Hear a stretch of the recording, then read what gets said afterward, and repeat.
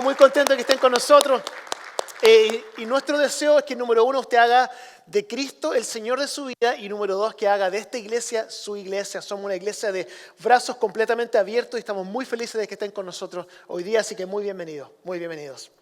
Bueno, quiero dar un pequeño aviso antes de continuar con el mensaje. Nosotros vamos a tener un men's barbecue, vamos a tener una barbacoa de hombres, creo que ahí está el logo, pero esto no sé, por lo menos desde que yo soy pastor de esta iglesia no lo hemos hecho nunca, pero es un mensaje que realmente siento fuerte en mi corazón, que es para los hombres de nuestra iglesia.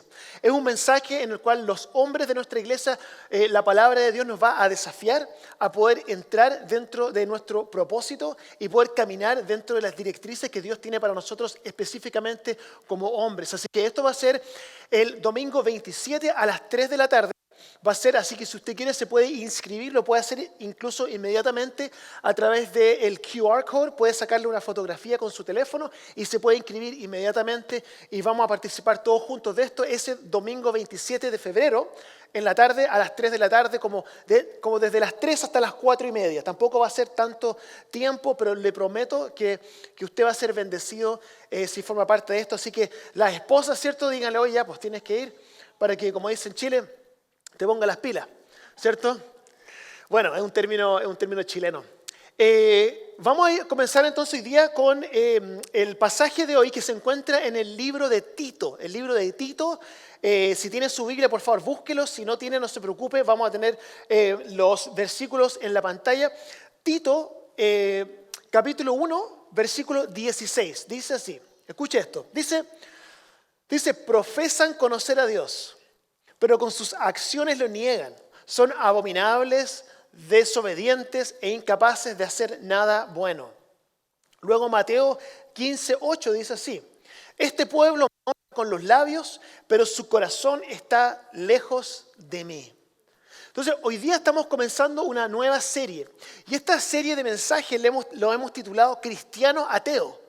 Cristiano ateo, lo cual es un título interesante porque pareciera como que fuera una contradicción, porque uno es o es cristiano o es ateo, ¿cierto? Si uno es ateo no puede ser cristiano y si uno es cristiano no puede ser ateo, ¿cierto? Pero la premisa de toda esta serie es esta, es creer en Dios, pero vivir como si Dios no existiera. Y de eso vamos a estar hablando durante toda esta serie, así que yo espero que esto sea de bendición para usted. Fue una bendición para mí prepararlo para que todos nosotros podamos aprender más respecto a la palabra de Dios. Así que quiero comenzar con una pregunta. ¿Usted alguna vez ha estado hablando con alguien y usted ve que la persona lo está mirando y uno está hablando, pero no se da cuenta de que la persona realmente no lo está escuchando? O sea, lo está mirando a los ojos, quizás está gesticulando así como, oye, sí, qué interesante, estoy de acuerdo, pero usted se da cuenta que esa persona en su mente, la mente la tiene en otra parte. Con mi hijo me pasa siempre. Incluso hay veces en que me pasa con mi propia esposa. Ahora, esto lo dije en el primer servicio, mi esposa estaba ahí atrás, así que no piensen que estoy diciendo algo que no he dicho, no se lo he dicho a ella, tampoco lo he dicho en público. Que mi esposa es excelente para escuchar, excelente. Ella es mucho mejor para escuchar que yo. Yo soy muy distraído, ella es muy buena. Pero hay ciertos momentos en los cuales yo le estoy contando algo y yo miro a sus ojos y ella está tratando de prestarme toda la atención, ¿cierto? Pero hay algo en su mente, yo sé que tu mente no está aquí presente en este momento. Yo preferiría, y se lo dije también, que ella me dijera, ¿sabes qué? Durante los próximos 5 minutos no te voy a prestar atención, porque estoy pensando en otra cosa, déjame resolverlo y luego platicamos. Prefiero muchas veces eso a hacer como que te estoy escuchando, pero realmente no te estoy escuchando, ¿cierto? ¿Les ha pasado? ¿Cierto? Creo que a todos nos ha pasado. En nuestras relaciones, ¿cierto? Nos puede pasar eso. Pero también eso nos puede pasar en nuestro caminar con Cristo.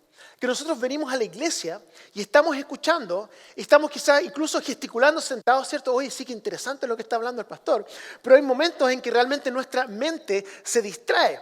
Y ahora podemos ir incluso más profundo que simplemente un domingo por la mañana. Quizás algunos de ustedes en este momento están pensando en el Super Bowl y por hoy día se los voy a perdonar. Pero estoy hablando de cosas más generales, como cosas más grandes, conceptos más amplios que los hemos escuchado durante toda nuestra vida cristiana, pero que quizás realmente las hemos escuchado pero no las entendemos.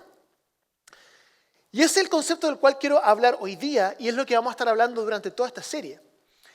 Y es esto. ¿qué es lo que significa creer? ¿Qué significa creer? Porque creer es una cosa fundamental dentro de nuestro caminar cristiano. Pero ¿qué significa realmente? Mire, les voy a leer 3 versículos que hablan sobre la importancia de esta piedra angular que es lo que nosotros creemos.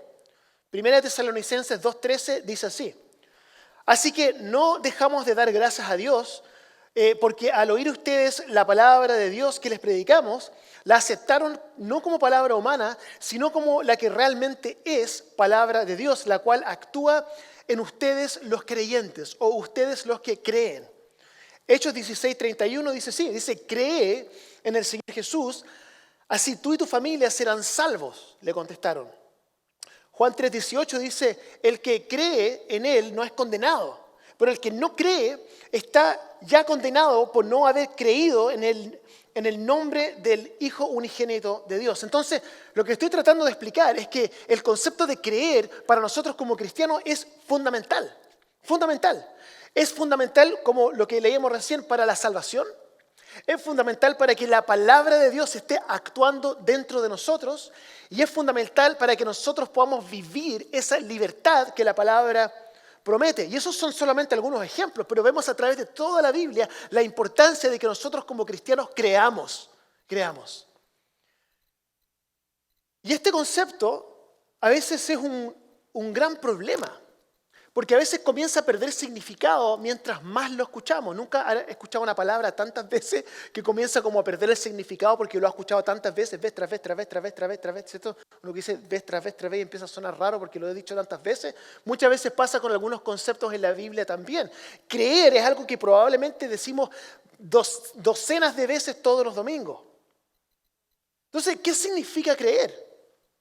¿Qué significa creer? Porque podríamos decir, bueno, yo creo en el Cristo histórico, ¿cierto? En el Cristo histórico. En otras palabras, yo creo que hubo un hombre que era judío, probablemente hijo de un carpintero, que le dijo a todo el mundo que él era el Mesías y que fue crucificado por los romanos. Uno puede decir, yo creo hasta ese punto, ¿cierto? Otros pueden decir, sí, yo creo en todo eso, ¿cierto?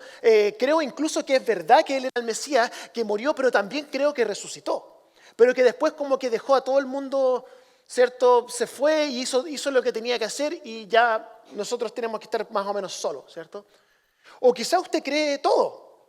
Desde que vino, vivió perfecto, ¿cierto? Murió, resucitó y Él está activo dentro de nosotros y va a volver. Quizá usted cree eso, ¿ok?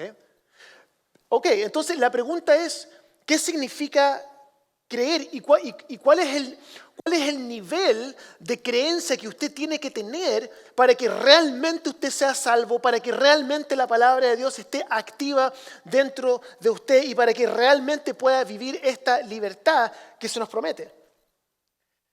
¿Cuál es el nivel requerido? ¿Se da cuenta que es una pregunta interesante? Porque estamos hablando de esto que es tan fundamental, pero que muchas veces quizás no lo entendemos realmente lo que significa. Porque si usted se da cuenta, todos los 3 niveles que yo acabo de explicar en cuanto a lo que es la creencia, ¿qué es eso realmente? Estoy hablando de simplemente afirmaciones mentales. Estoy hablando de afirmaciones mentales. Estoy hablando de que yo le hago una pregunta y usted me la contesta. ¿Qué es lo que usted cree? No, yo creo que Jesús murió y resucitó, sí, que va a volver y todo eso. Ya, ok, está bien. ¿Eso significa creer? ¿Significa creer que usted tenga o que yo tenga la respuesta correcta? ¿O que yo sea capaz de articular correctamente conceptos teológicos? ¿Significa eso realmente creer?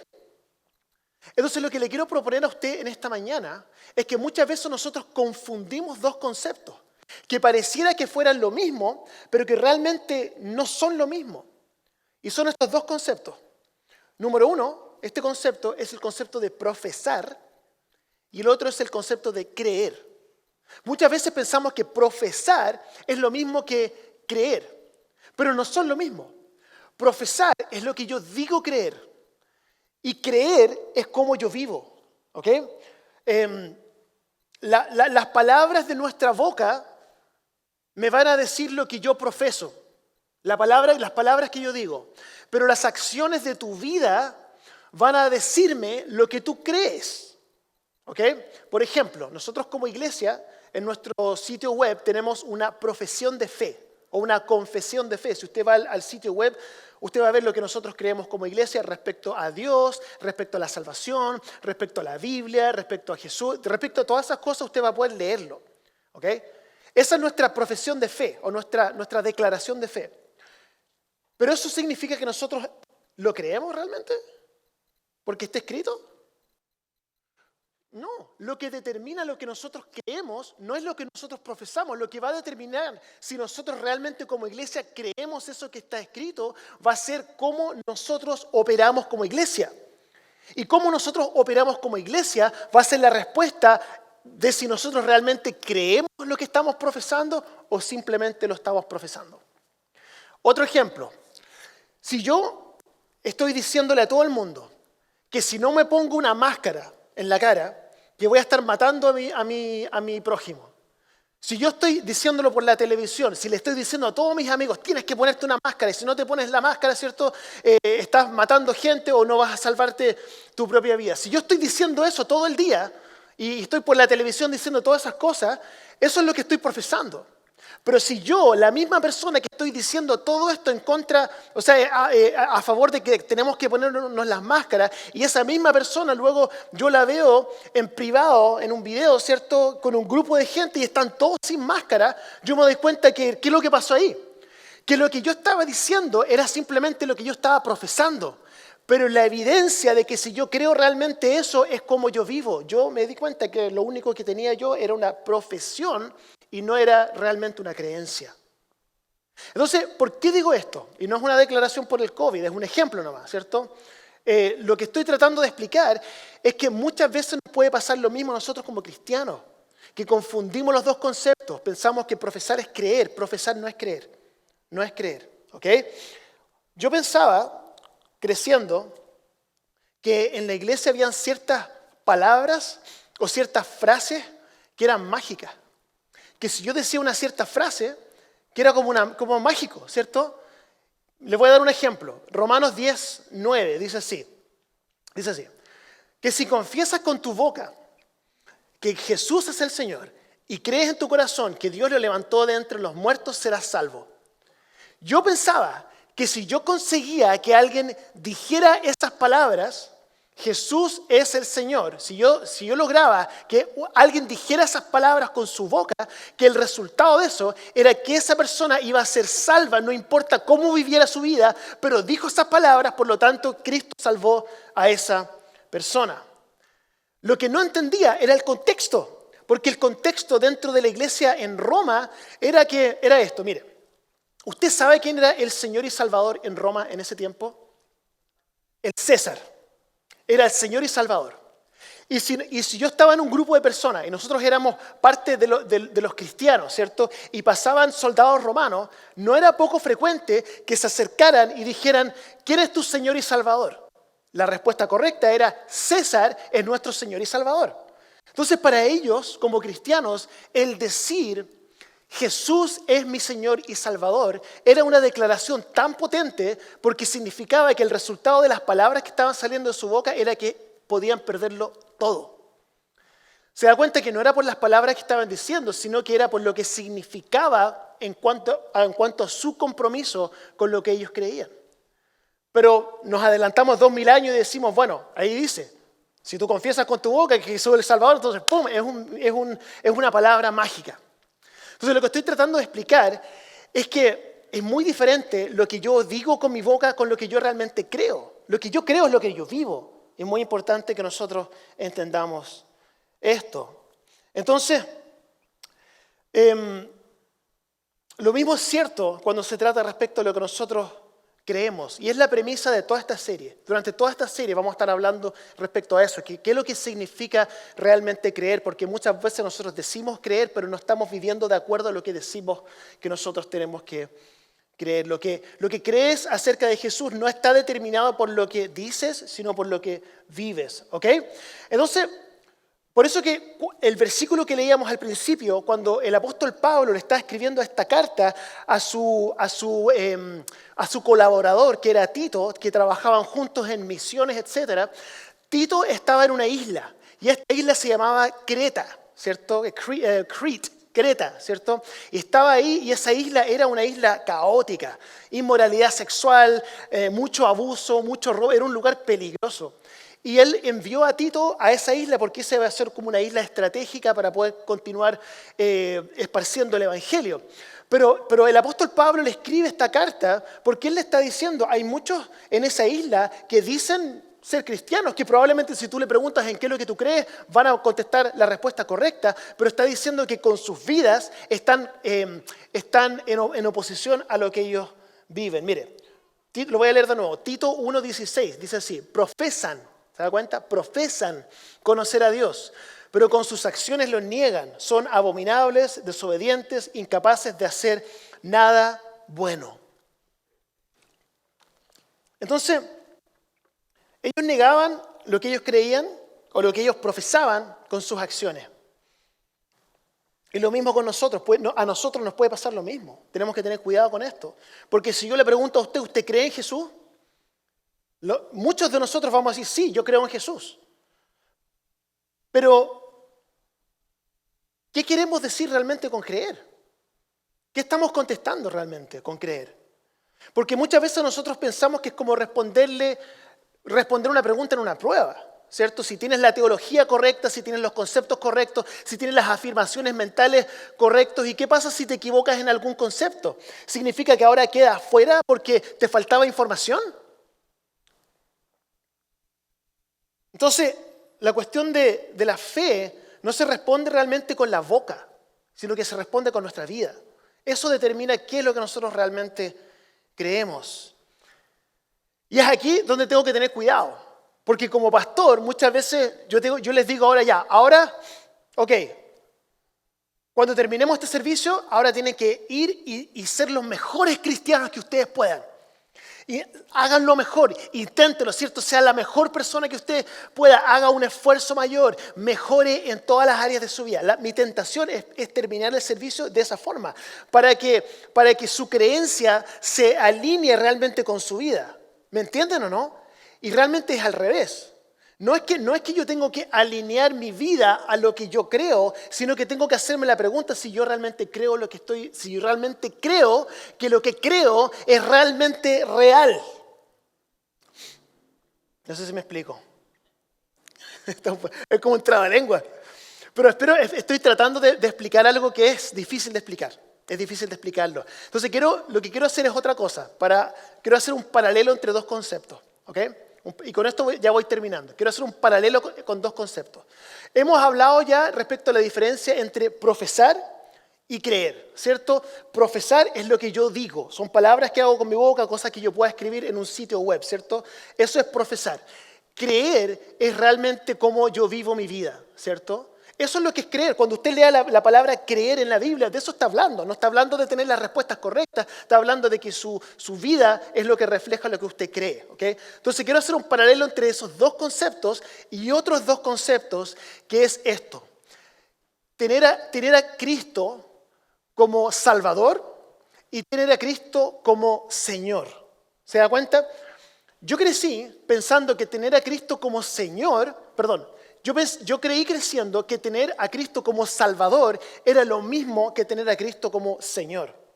Entonces uno se bautiza, ¿cierto? Y ahora yo acepto a Cristo como mi Señor y Salvador, ¿cierto? Era como una frase que iba junta. Pero yo me doy cuenta que esos dos conceptos son diferentes. Son diferentes. Porque la salvación, yo poco tengo que ver con la salvación. Porque yo acepto la salvación por fe. Cristo pagó el precio completo, Él murió, resucitó. Esa salvación está terminada cuando Cristo en la cruz dijo, todo se ha cumplido, ¿cierto? Se cumplió. Y esa salvación yo la recibo no por algo que yo haya hecho, sino por lo que Cristo hizo por mí. Esa es la salvación, ¿ok? Y entonces eso es tener a Cristo como Salvador. Ahora, tener a Cristo como Señor es completamente diferente. Porque eso no tiene que ver con lo que Cristo hizo por mí. Eso tiene que ver con yo entregarle a Dios el control remoto de mi vida y lo que tú quieras que yo haga, yo lo voy a hacer. Eso es el señorío. Y ese forma un paralelo entre lo que estamos hablando respecto a profesar y creer con tener a Cristo como Salvador y como Señor. Entonces, cuando hemos recibido a Cristo, ¿cierto? Recibimos la salvación, pero nosotros tenemos que entender que realmente este concepto no termina ahí y que nos estamos perdiendo de la mitad de lo que está disponible para nosotros cuando simplemente lo tenemos como Salvador. Lo voy a explicar de esta forma también. ¿Qué es lo que determina si Jesús es nuestro Señor y no solamente nuestro Salvador?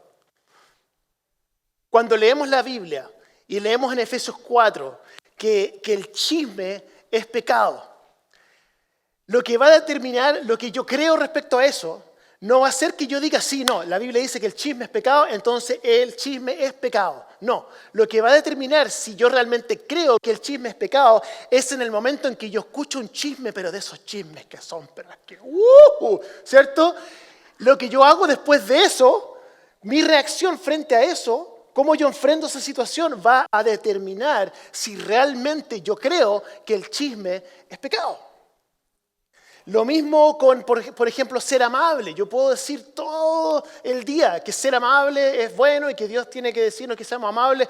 Lo que va a determinar no va a ser lo que yo digo, sino cómo yo vivo, y lo mismo es cierto con el perdón, etcétera, etcétera, etcétera. Mire, declarar o profesar y creer corre en paralelo con tener al Señor a Jesús como Salvador y como Señor.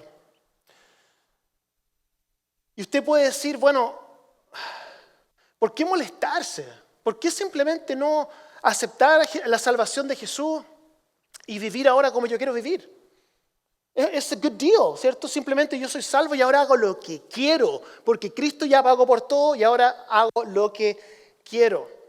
El apóstol Pablo habla respecto a esto también. En Romanos capítulo 6, versículo 1 dice, ¿qué concluiremos? ¿Cierto? Está hablando respecto a todo lo que Jesús hizo por nosotros. Dice, ¿qué concluiremos?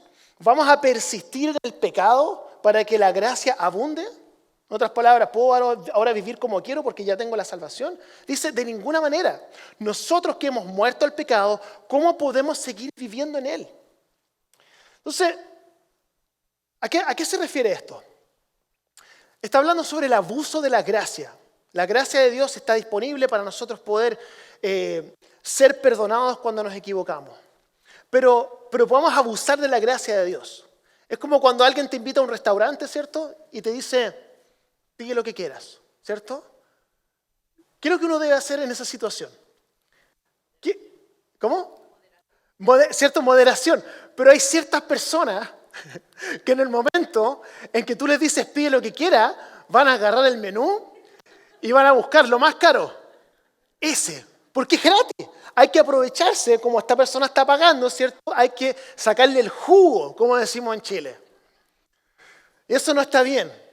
¿A alguien le ha pasado? Sí, a mí me ha pasado y todavía no logro perdonar a esa persona. Oren por mí. Pero el punto no es ese. El punto es que de la misma forma nosotros podemos caer en pensar que nosotros podemos abusar de la gracia de Dios. Mire, escuche esto. Nosotros podemos abusar de la gracia de un amigo, podemos hacerlo, pero de la gracia de Dios no podemos abusar. ¿Sabe por qué? Porque nosotros tenemos esta idea de que nos vamos a aprovechar de Cristo.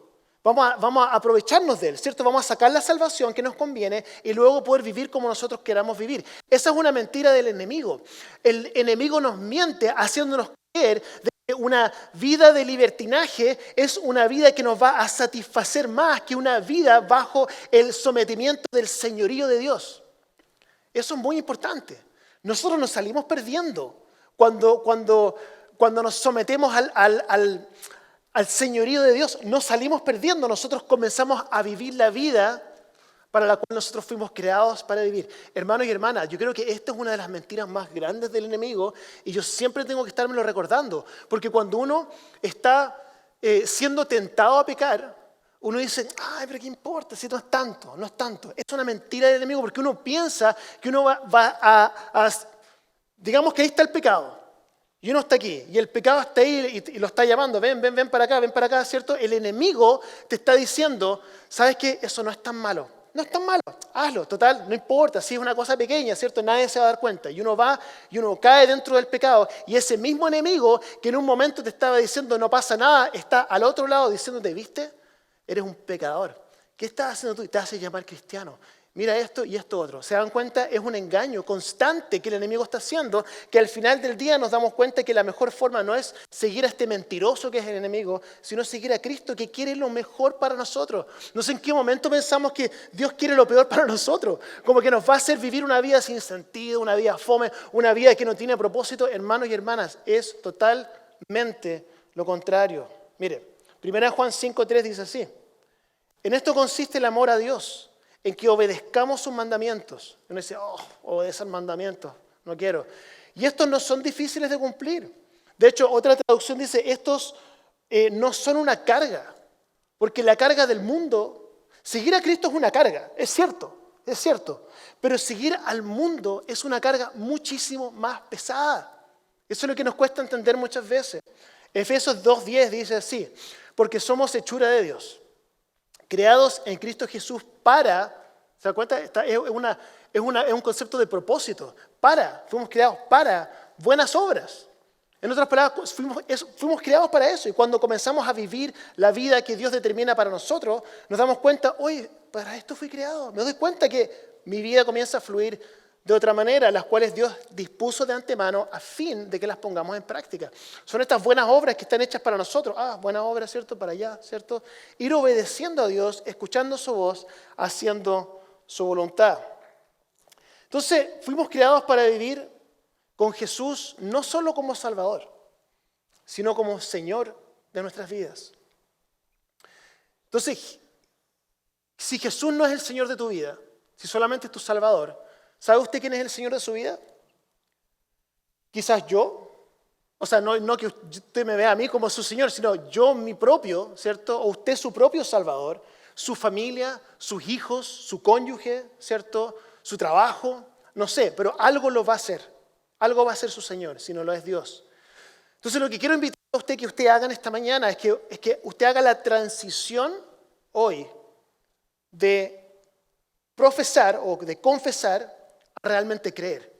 Y que usted haga la transición de que Jesús no sea solamente su Salvador, sino que sea también su Señor de su vida. Y esta no es una carga pesada, fuimos creados para vivir así. ¿Se va a dar cuenta? ¿Usted se da cuenta? ¿Usted se da cuenta cuando hace algo bueno? Ay, pero ¿por qué fui tan amable? ¿Se da cuenta o no? O sea, fuimos creados para vivir de esta forma. Entonces se da cuenta que el enemigo está ahí confundiéndonos, como que es una vida inferior, una vida que glorifica a Dios. No es así, no es así. Entonces quiero terminar con esto. Quiero que nos hagamos una pregunta aquí en esta mañana. ¿Qué pasaría si nosotros viviéramos como si todo lo que nosotros creemos respecto a Cristo es cierto? ¿Me entiende la pregunta? ¿Qué pasaría si nosotros viviéramos como si realmente Cristo te amara incondicionalmente? ¿Qué pasaría si nosotros viviéramos nuestra vida todos los días como si Cristo realmente te ha perdonado por completo? ¿Qué pasaría si nosotros viviéramos nuestras vidas realmente como si cuando Cristo murió en la cruz y dijo todo se ha cumplido, que eso fuera realmente cierto? ¿Qué pasaría si nosotros viviéramos nuestra vida como si Dios realmente estuviera en control? ¿Qué pasaría si viviéramos nuestra vida como si realmente Cristo va a regresar? ¿Qué pasaría si nosotros viviéramos nuestra vida si Cristo realmente estuviera aquí presente y nunca nos va a dejar y nunca nos va a abandonar? Eso significa creer. No es simplemente decir, sino es una transformación de adentro hacia afuera.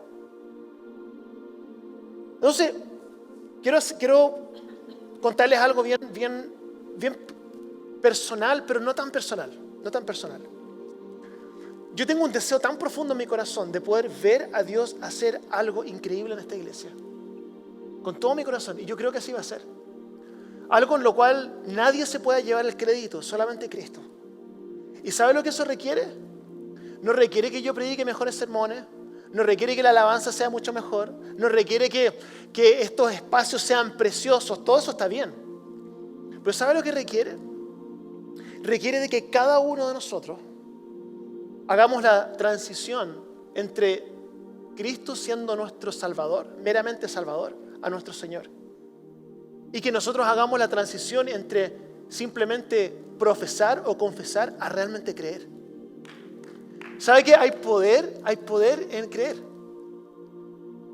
Cristo dice muchas veces, por tu fe te has salvado, por tu fe te has sanado. Dice, no pudo hacer muchos milagros por su falta de fe. Hay algo poderoso cuando nosotros realmente vivimos nuestra vida como si todo lo que nosotros profesamos fuera cierto. Y esa es la invitación de hoy día. Así que lo que quiero hacer es que podamos tomarnos un momento ahora, que podamos cerrar nuestros ojos, que podamos inclinar nuestros rostros. Y este es un momento entre usted y Dios.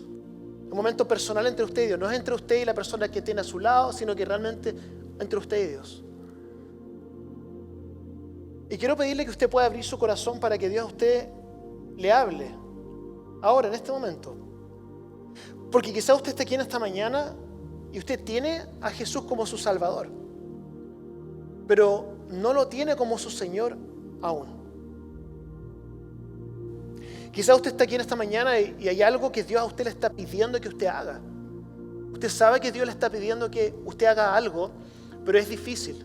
Quizás es una decisión financiera, quizás es alguna persona que usted tiene que perdonar o alguien a la cual usted tiene que pedirle perdón.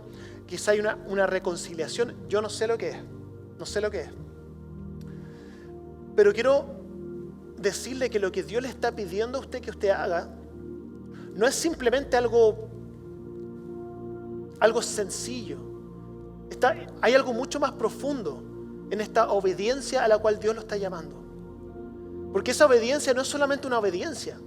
Esa obediencia representa la transición entre usted simplemente profesar algo y realmente creerlo. Y es la misma transición que se produce como resultado de esa obediencia, el que Cristo pase de ser simplemente su Salvador a ser su Señor. Y esta es la invitación de hoy día, que usted pueda vivir una vida de obediencia. Y el resultado de esa vida de obediencia va a ser que el propósito de Dios se va a comenzar a manifestar a través suyo. Y eso, cuando pasa de manera colectiva, va a ser una transformación en su vida, en su familia y en esta iglesia.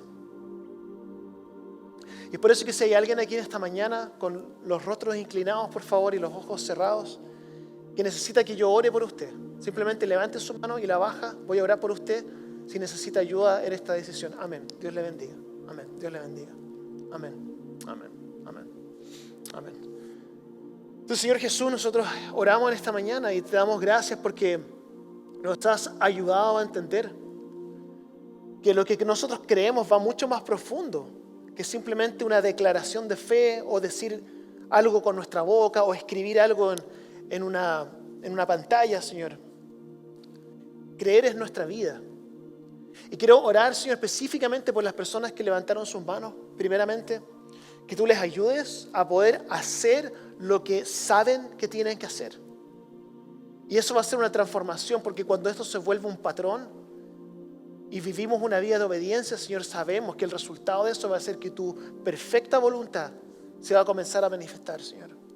Así que oramos por esto por nuestra iglesia, oramos esto por cada uno de los que están aquí, Señor. Damos gracias por este tiempo, gracias por esta palabra, en el nombre de Jesús. Amén.